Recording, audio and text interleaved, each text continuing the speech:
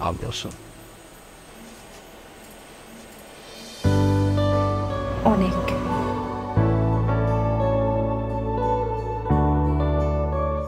এসে ফেলেছি।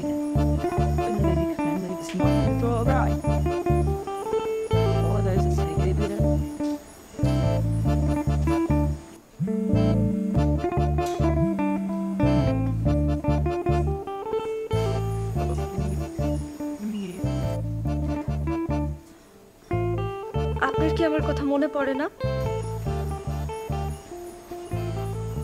সরি, আসলে অফিসে একটু কাজ ছিল তো, তাই মনে করতে পারি নাই। এই শুরু হয়ে গেল বাহানা, না? এখন তো বলবেনই অফিসে কত কাজ, আজকে এই মিটিং, কালকে সেই মিটিং। বাহানাটা এখন আর শেষ হবে না। আমি যে এতগুলো ফোন দিছি সেগুলো চোখে পড়ে নাই? সরি, আসলে কাজের প্রেশার ছিল তো, তাই দেখতে পাই নাই। ও, সেগুলোও চোখে পড়ে নাই? সরি। সরি বললে হবে না। যেটা যাবো সেটা তো করতে পারবেন না। কি পারবেন? কি করতে হবে?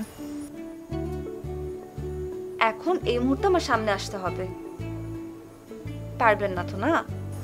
ওকে, 1 মিনিট সময় না, 1 মিনিটের সামনে আসতেছি।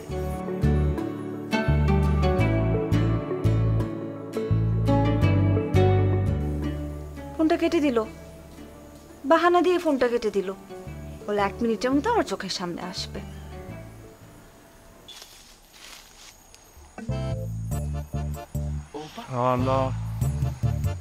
আর বাড়িতে শোন।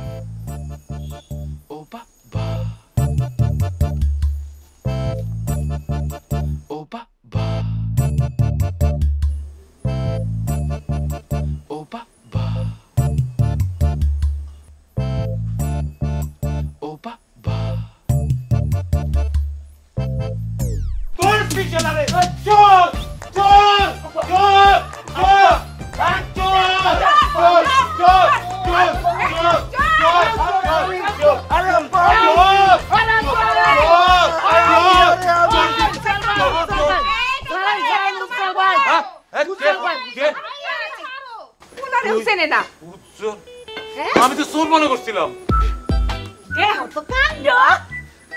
আব্বা, আমি আব্বা।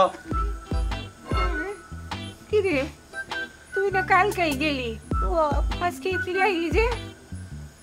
বস কইতেছিল যে অফিস তো কোনো কাম নাই, শুধু শুধু কেন আসছেন, বসে বসে বেতন নেওয়ার দরকার নাই, আপনি বাড়িতে যান, বাড়িতে একটু বাবা মাকে সময় দেন। আবার ওই যে বসে আসছে না বন্ধু, ওর তো বিয়া, তো আমারে আর তোমার বৌমারে দাওয়াত দিছে। বসিরের বিয়া কই? আমরা তো কিছু জানি না। আমারে জানাইছে। আয় ঘরে আয়, আসো আসো। যা কি আর আপনি মা আসো।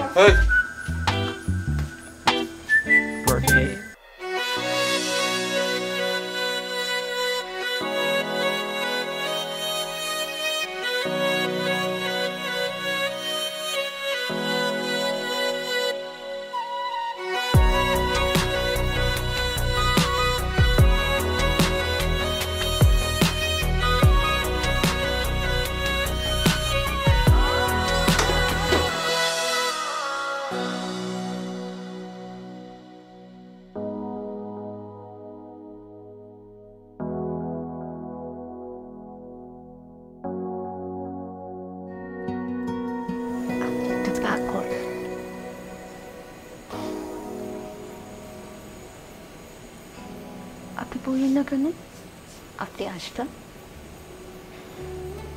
বললে কি হতো? ফারহাদ, আমি একটু সাজতে পারতাম। বলেন নাই কেন আপনি আসবেন? একটা ছেলের সবচেয়ে প্রিয় জিনিস কি জানো?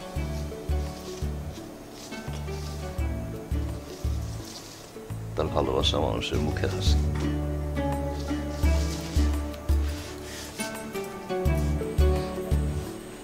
ফোনে বলে দেখতে পারতাম। এ হাসি দেয়, কথা বলো না। আমি আসো। অনেক